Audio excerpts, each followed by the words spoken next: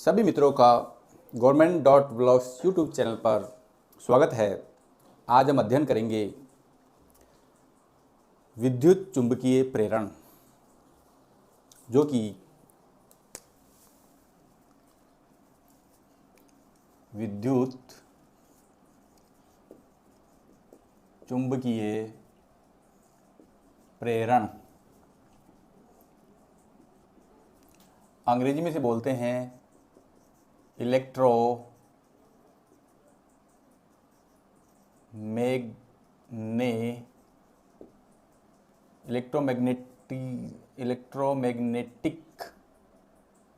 Induction. तो today study about electromagnetic induction, जिसे short में EMI कहते हैं।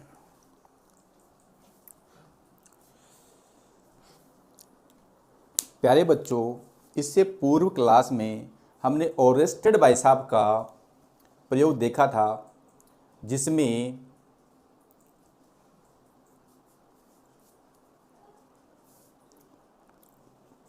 हम कुंडली के पास में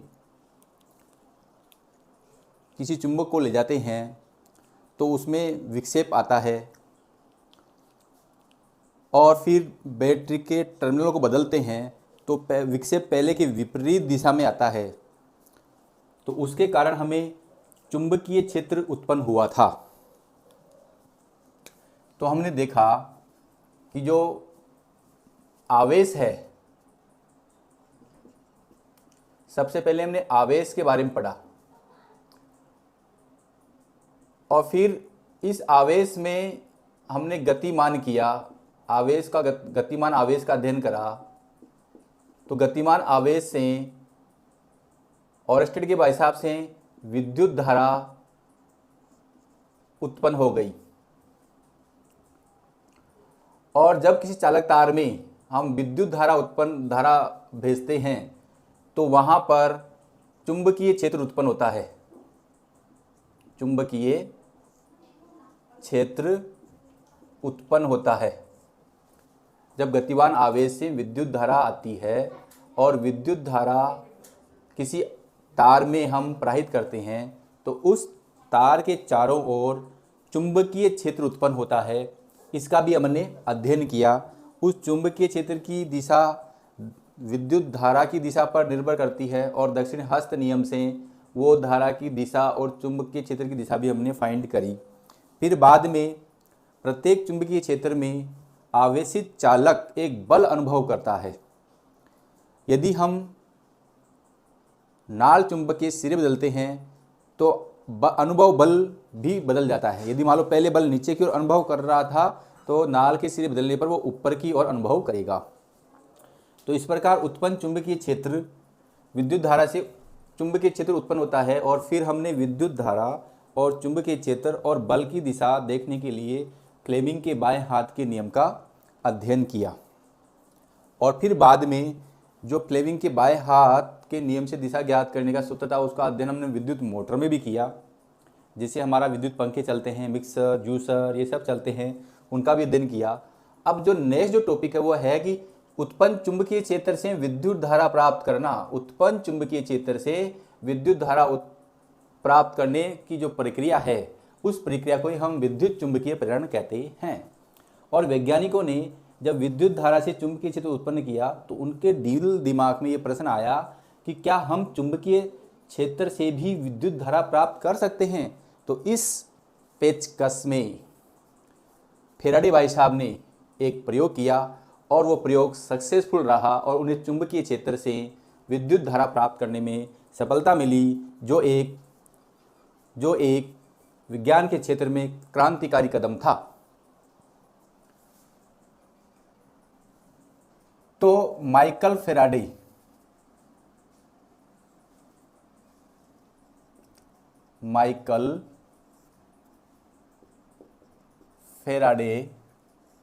देखो, जो चुंबकीय क्षेत्र उत्तरी ध्रुव और दक्षिण ध्रुव में, उत्तरी ध्रुव से दक्षिण ध्रुव की ओर बाहरी बल रेखाएं और चुंबकीय क्षेत्र चुंबक के अंदर दक्षिणी ध्रुव से उत्तरी ध्रुव की बल रेखाएं जो होती हैं उनकी खोज भी माइकल फैराडे भाई साहब ने ही करी थी। तो माइकल फैराडे का प्रयोग, उन्होंने क्या किया, एक चुंबक को स्थिर रखा और उसके पास में उन्होंने एक कुंडली रखी।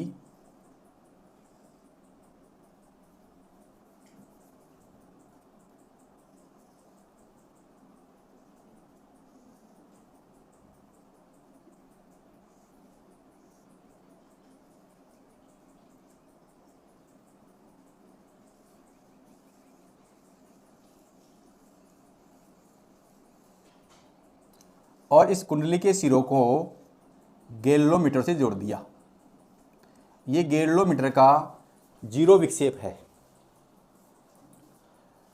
तो केस नंबर फर्स्ट में जब आपकी चुंबक स्थिर थी तो गैल्वेनोमीटर में कोई विक्षेप नहीं आता है, अर्थात इसमें कोई विद्युत धारा प्रवाहित नहीं होती है। विद्युत धारा प्रवाहित नहीं होती है। विद्युत धारा प्रवाहित नहीं होती है।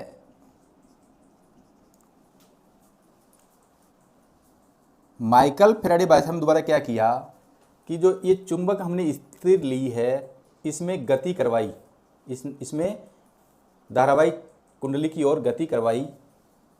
तो इसकी जब गति होगी, ये मान लो कि आप ये चुंबक है,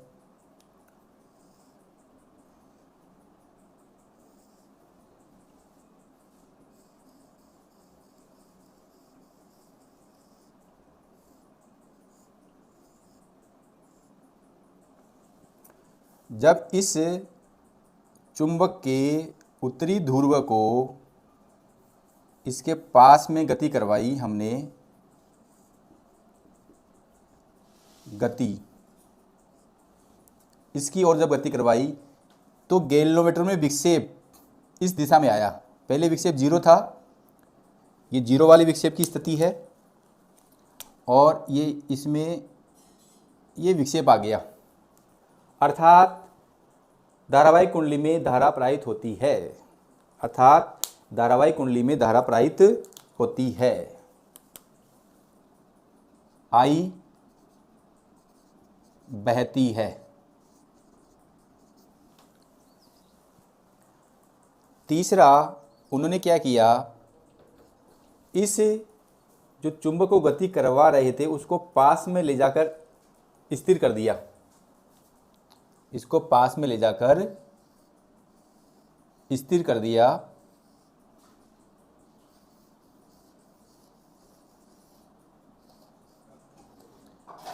तब भी आपका गैल्वेनोमीटर में विक्षेप 0 आया, स्थिर।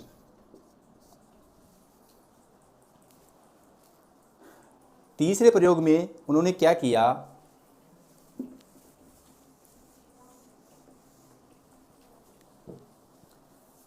चौथे प्रयोग में उन्होंने क्या किया,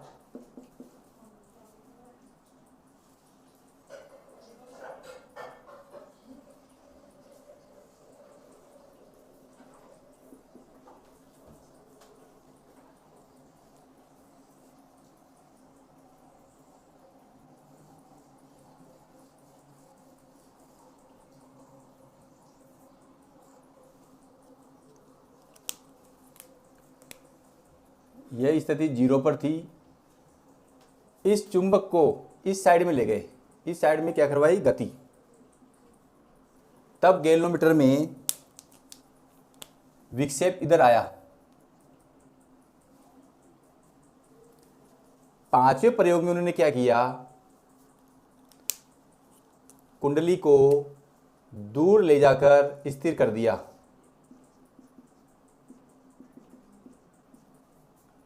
फिर धारावाहिक कुंडली में स्थिति को रीड किया।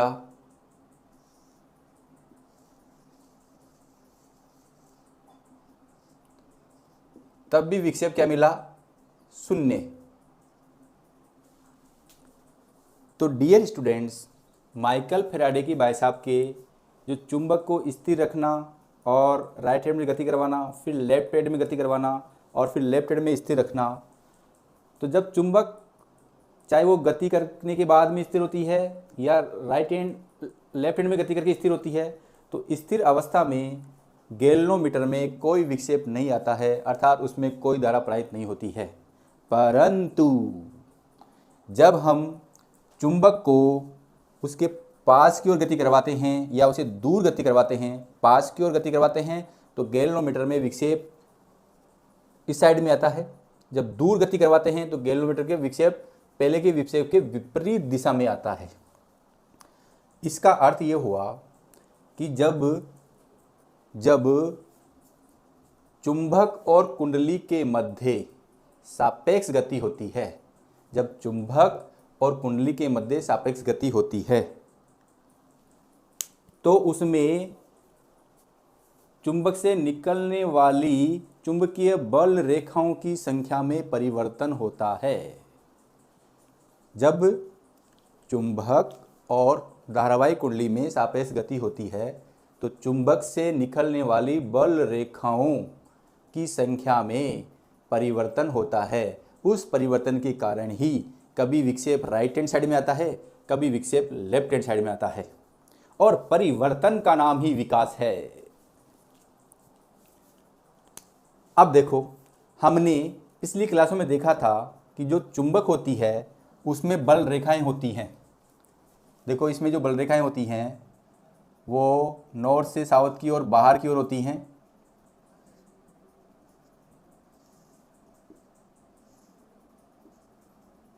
ऐसी होती नहीं होती हैं। और कुछ बल रेखाएं साउथ में प्रवेश करती हैं और अंदर नॉर्थ से निकलती हैं, और कुछ रेखाएं ऐसे निकलती हैं, कुछ रेखाएं आपकी ऐसे निकलती हैं और कुछ रेखाएं आपकी ऐसे निकलती हैं, और कुछ इनमें से, इसको थोड़ा सा मैं पास में रखता हूँ, कुछ इसके बीच में से सीधी निकल जाती हैं इस प्रकार। तो जो ये इस स्थिर चुंबक में से जो चुंबकीय बल रेखाएं निकल रही हैं, और यदि मैं घड़ी लेकर इन बल रेखाओं की संख्या को नोट करूं तो पहले सेकंड में भी इनकी संख्या एक ही होगी, दूसरे सेकंड में भी इनकी संख्या एक ही होगी, तीसरे सेकंड में भी इनकी संख्या एक ही होगी।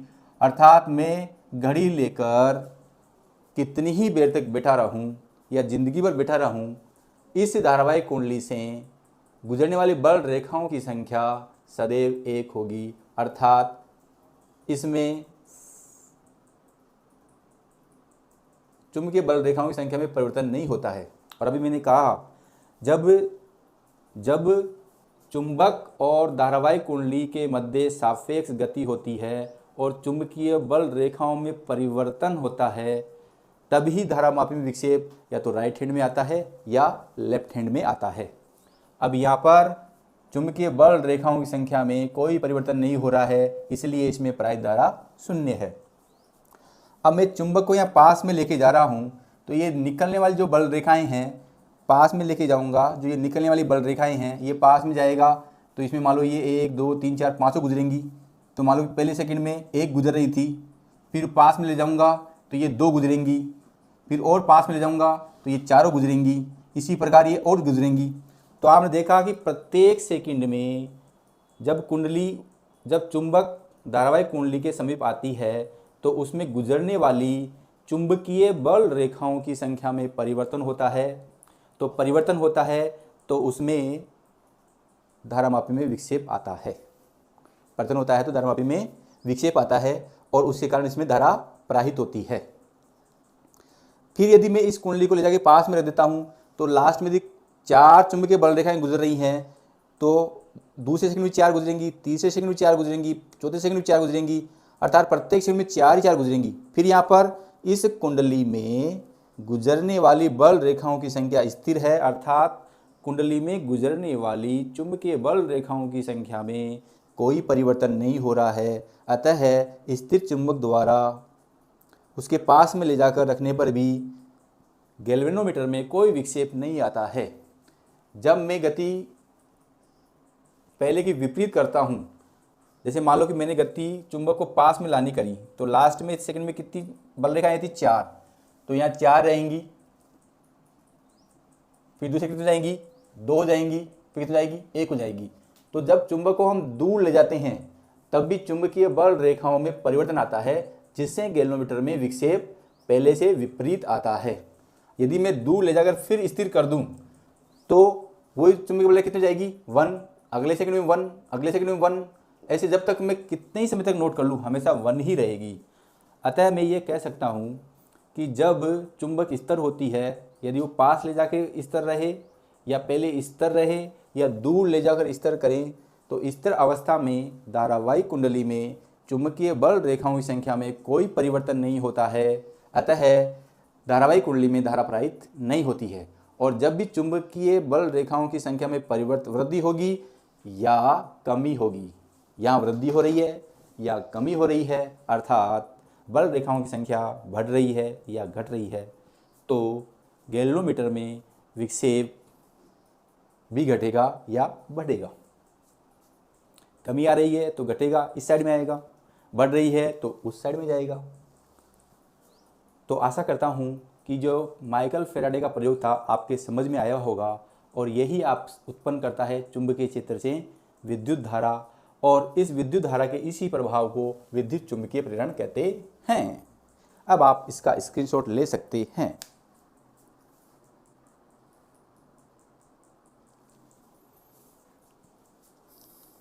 तो आप परिभाषा लिख लीजिए।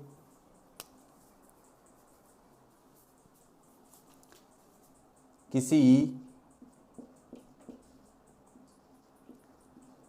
कुंडली वह चुंबक के बीच सापेक्ष गति के कारण, किसी कुंडली व चुंबक के बीच सापेक्ष गति के कारण उत्पन्न विद्युत प्रभाव को विद्युत चुंबकीय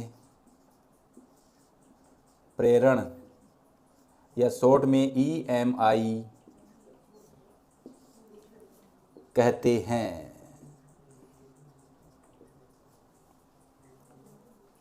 तो जब कुंडली और चुंबक के बीच में सापेक्ष गति के कारण उत्पन्न विद्युत प्रभाव को विद्युत चुंबकीय प्रेरण कहते हैं।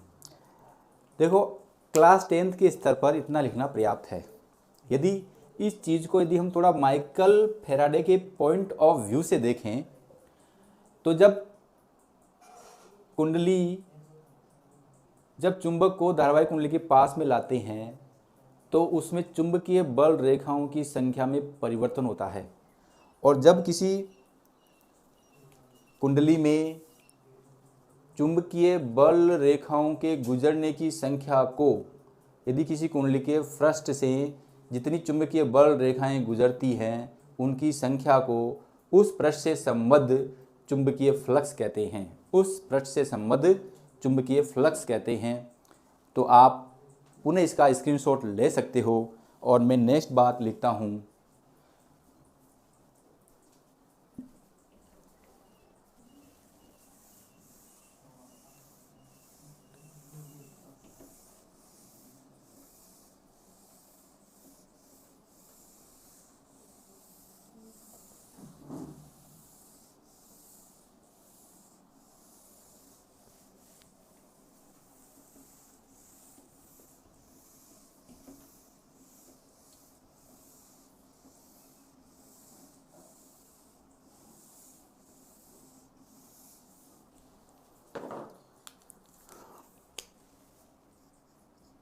चुंबकीय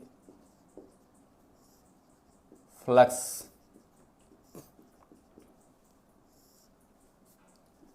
किसी धारावाही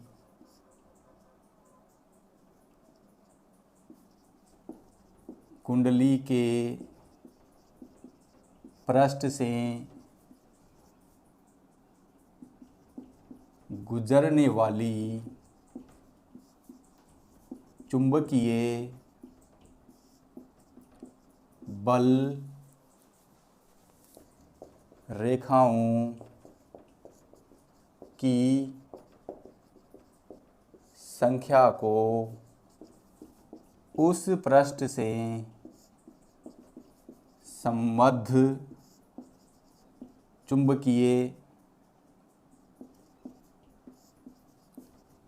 फ्लक्स, इसे हम फाई बी से प्रदर्शित करते हैं, चुंबकीय फ्लक्स कहते हैं। आपने देखा होगा कि जो माइकल फैराडे का प्रथम चित्र था उसमें धारावाहिक कुंडली से एक चुंबकीय बल रेखा गुजर रही थी, दूसरे से 2 भी गुजर रही थी, 3 भी गुजर रही थी, 4 भी गुजर रही थी। तो जब 4 गुजरी थी तो चुंबकीय फ्लक्स 4 होगा, 2 गुजर रही थी तो चुंबकीय फ्लक्स 2 होगा, 1 गुजर रही थी तो चुंबकीय फ्लक्स 1 होगा। जितनी बल रेखाएं गुजरेंगी उतना चुंबकीय फ्लक्स होगा। अब इससे मैं ये सिद्ध करना चाहता हूँ कि जब हम चुंबक को पास में ले जाते हैं, जब हम चुंबक को पास में ले जाते हैं धारावाहिक कुंडली के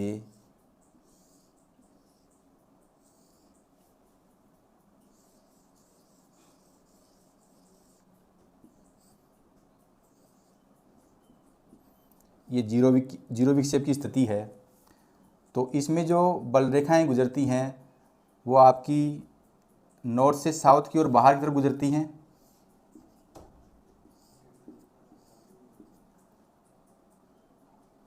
और इधर से ये आएंगी, ये अपन जानते हैं, और ये इस प्रकार निकल जाती हैं। अंदर की ओर साउथ से नॉर्थ की बहती हैं, तो बाहर की ओर नॉर्थ से साउथ की ओर बहती हैं।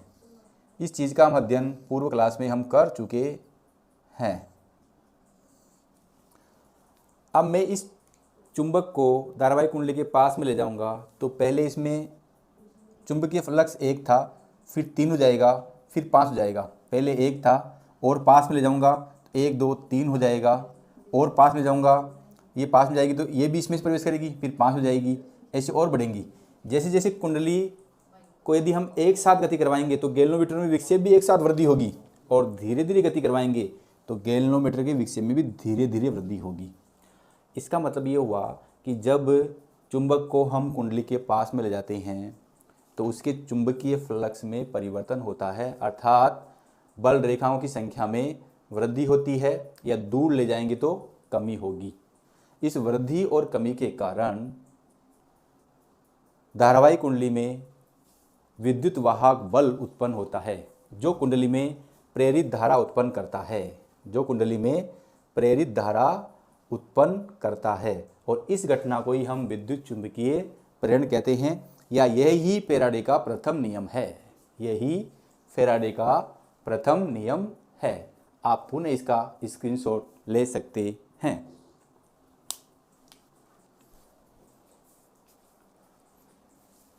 अब इन विद्युत चुंबकीय प्रेरण का हम उपयोग कहाँ करते हैं, वो अपन उपयोग करते हैं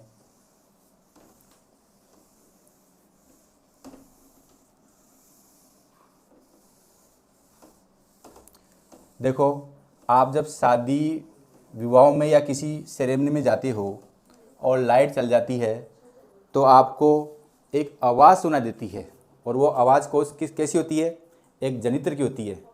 उस जनित्र को हम क्या कहते हैं, विद्युत जनित्र। तो हमारा जो नेक्स्ट टॉपिक है वो है विद्युत जनित्र। और विद्युत जनित्र क्या करता है, यांत्रिक ऊर्जा को विद्युत ऊर्जा में बदलता है। विद्युत जनित्र क्या होता है, यांत्रिक ऊर्जा को विद्युत ऊर्जा में बदलता है। विद्युत जनित्र। देखो, मैं ये चाहता हूँ कि ये वीडियो लंबा हो जाएगा, इसलिए इस वीडियो को मैं दूसरे टॉपिक में बनाने का प्रयास करता हूँ, या दूसरा वीडियो बनाऊंगा। तो आप मेरे चैनल को लाइक, कमेंट्स और सब्सक्राइब करना नहीं भूलें। Thank you.